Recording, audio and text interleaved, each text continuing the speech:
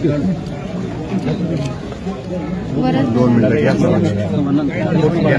थांबा ना 2 मिनिटं. त्यांना घ्यायचं का नाही? बाईट झाल्यावर थोडं मागे हो ना, बाईट होत्या जरा.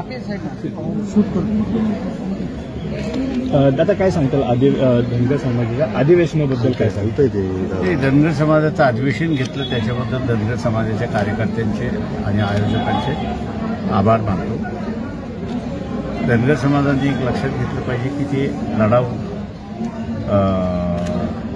समूह आहे, इतिहास त्यांनी घडवलेला आहे आणि त्यांना आता असणारी विनंती अशी केली आहे की ओबीसीचा लढा जे आहे त्या ओबीसीच्या लढ्याचं त्यांनी नेतृत्व त्या ठिकाणी स्वतःकडे घेतलं पाहिजे आणि 27% आरक्षण जे आहे ते सत्ता मिळवून हे तेलंगणासारखं 62% सुद्धा घेऊन जाता येतं.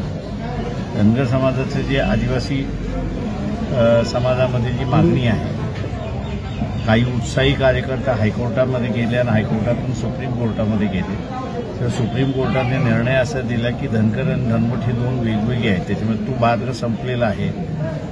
त्याच्यामुळे आता एकच मार्ग धनगर समाजाकडे राहिलेला आहे आणि तो म्हणजे की महाराष्ट्र विधानसभेची सत्ता घेऊन 27%वरून 62%वरती आरक्षण घेऊन जाणं आणि तिथून आपल्याला न्याय मिळवणं हा एकमेव मार्ग आता उरलेला आहे.